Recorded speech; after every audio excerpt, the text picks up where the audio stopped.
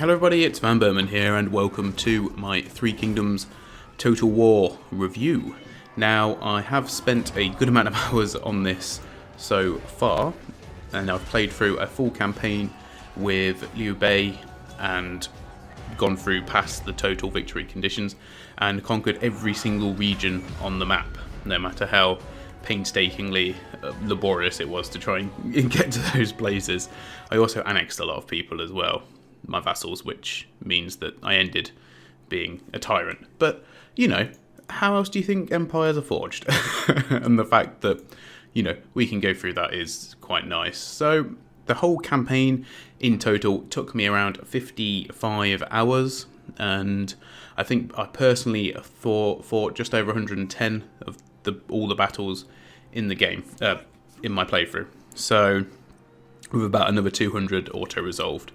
And, you know, I wouldn't say I particularly took my time, but, you know, I did try and do the building up of characters, and I was obviously getting to learn the new mechanics, especially early on, and what stuff is, you know, good and not so good, and just going through the new facets of the game. So you've got a lot of different bits to hit on. For example, the diplomacy is really quite good, that you sort of can build up a deal that suits both parties. They will have certain requirements, you will obviously have your own requirements, and different stuff is worth sort of like different points, depending on what the situation of the actual game world is and between different factions. So many times I've asked different factions for food.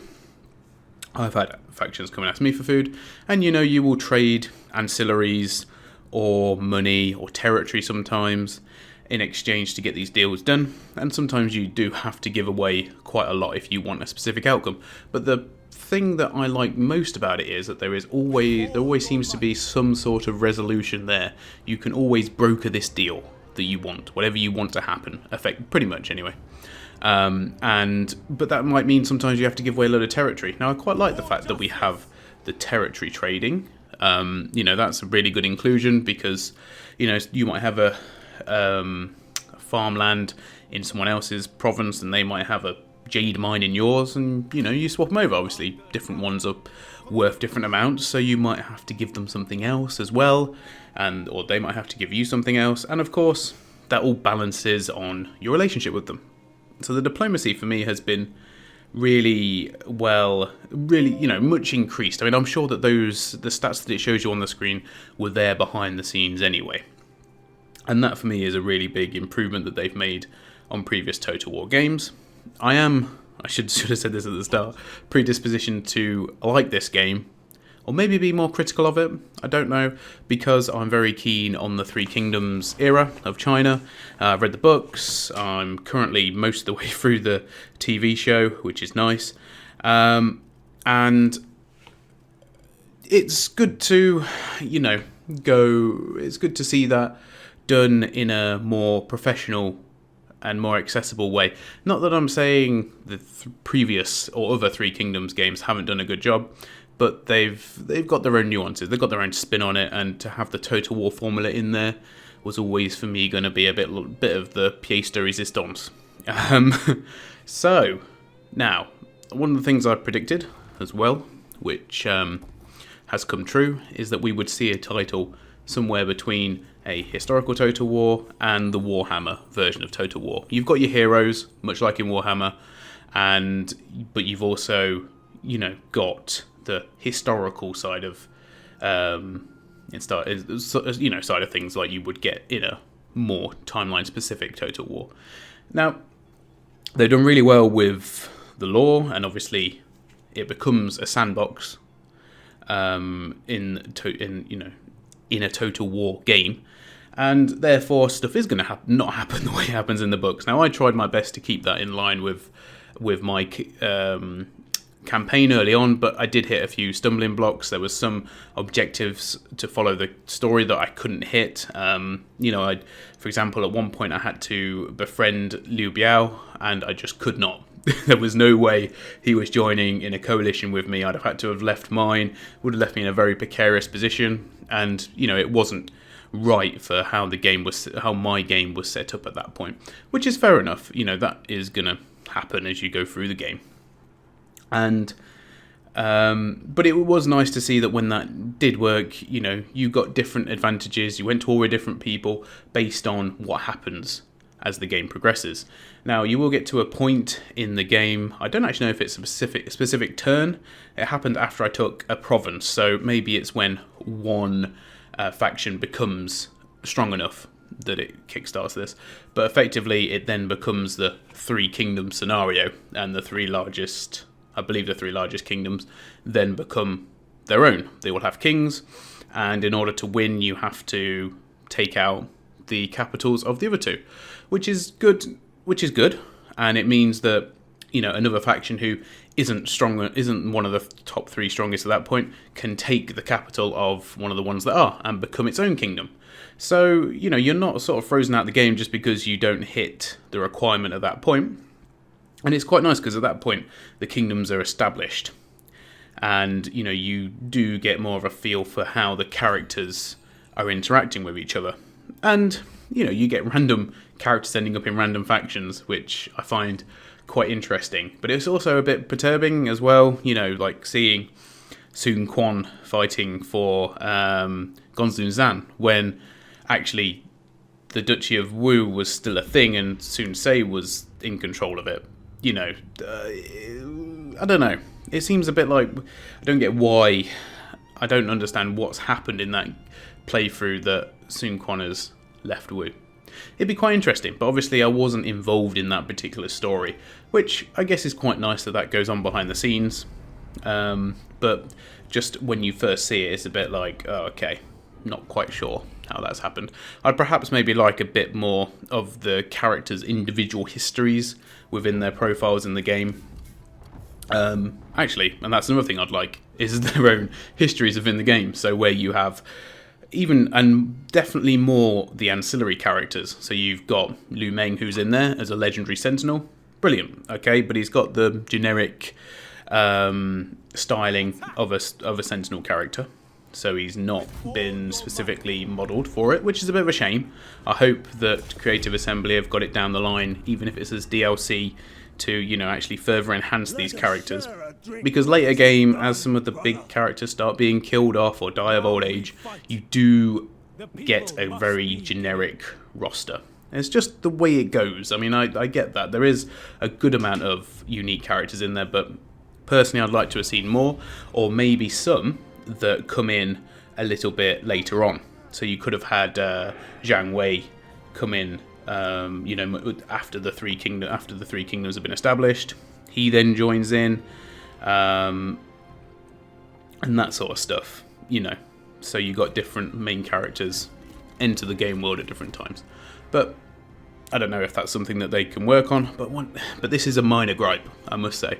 But one thing I would like to see, like I said, with Lu Meng, is just to have a little snapshot of their history. So when they lived from to when they died, and just some of the key achievements, what they were like, what they got involved with. It doesn't have to be, doesn't have to be anything massively in depth, but just like almost like they had in Dynasty Warriors. You could have a look through the records and you'd be like, oh, wonder where that guy's come from.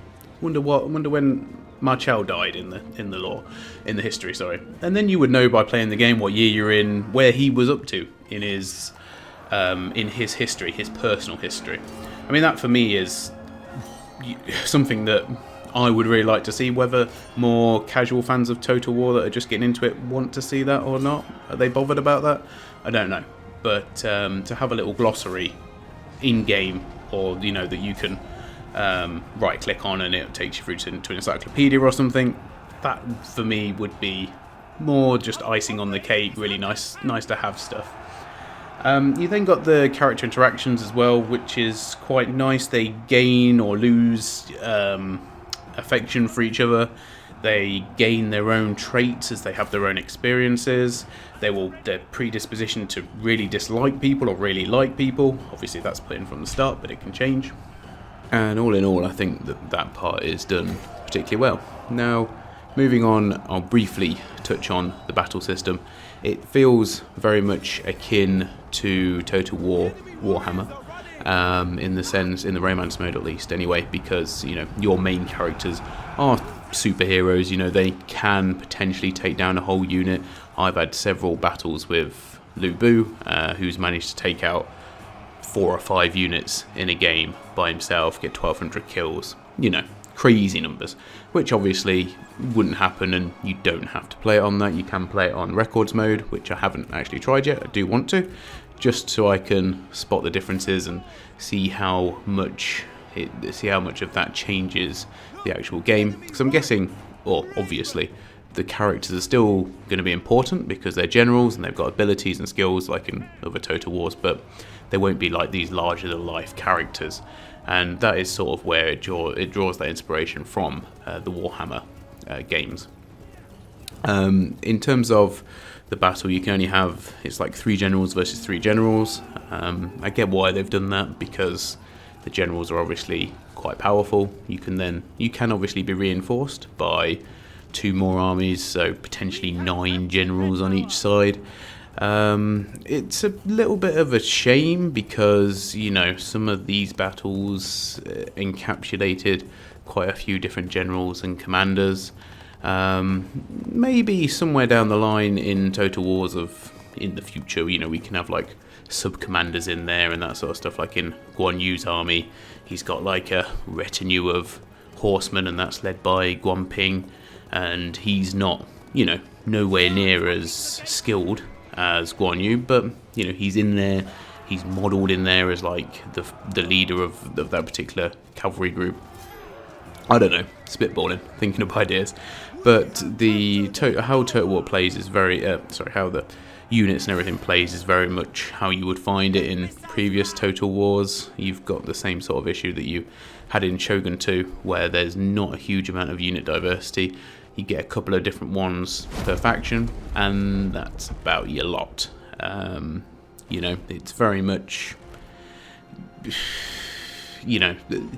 I don't know. You will find that certain units have certain strengths. It's not the same as every other Total War game. Archers are extremely powerful. Arrow turrets can be extremely powerful, and horses are very much glass cannons that can't really take a lot of damage.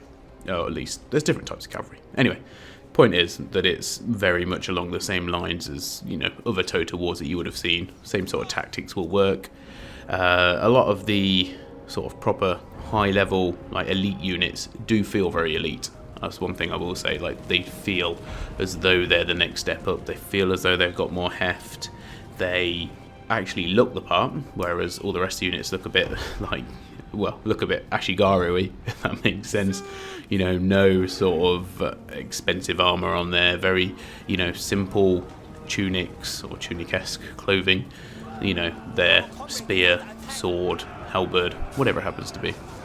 And I think that all that's done quite well. The main focus is on the main characters, is on the dueling in the battles, and sort of like how you use them as well.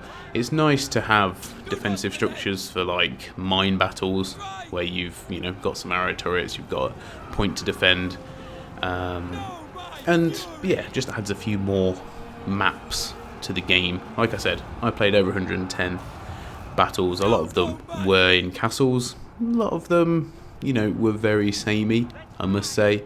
I sort of fought a lot all within the same sort of same tier of castle. When there were sort of like 6 or 7 that are tier 6 or tier 7, I should say, out of 10 tiers. So I felt like I was playing on the same map for quite a lot of the game. But having said that, it's a really refreshing, since having played Warhammer, to once again have a full map with multiple.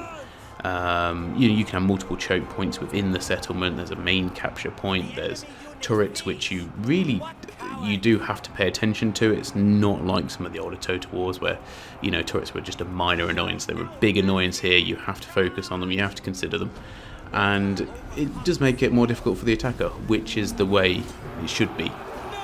Ultimately at the end of the day. So my verdict on Total War Three Kingdoms is I really, really enjoy it.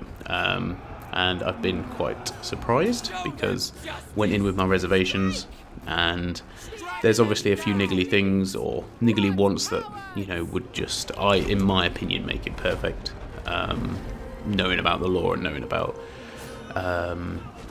you know, that era and what's possible, or what's possible that they could have, you know, they sort of went half a step, 3/4 of a step, didn't go the whole way in some aspects. However, having said that, I would very much recommend this game to anyone who has had any interest in the Dynasty Warriors series, the Romance of the Three Kingdoms video games, the Romance of the Three Kingdoms book, TV series, Kessen 2.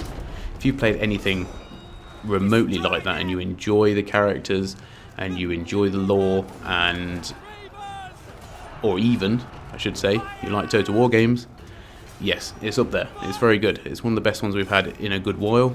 I know a lot of people didn't like Rome 2. Rome 2 is really good if you use the right mods, which I know it shouldn't be, but yeah, it's just one of them. You know, some of the Total Wars take a lot longer to mature, need a lot more community involvement. This is really good. I'm hoping we will see some mods where we get added in, you know, the more ancillary main characters. That would just be great. But we'll have to see if and when that comes through. But I'm very excited to play around with all of that. Anyway, thank you all for watching and listening. Hope you've enjoyed the video. If you have any comments or queries or questions, do feel free to let me know. And most importantly, let me know what you think of it if you've played it, because I obviously am only going on my own opinions here. So yeah, thanks for watching, everybody. I'll see you all on the next one. Goodbye for now. Just realised after recording this I didn't give it a score, so for those of you that are interested in arbitrary scoring mechanics, I give it 9.5.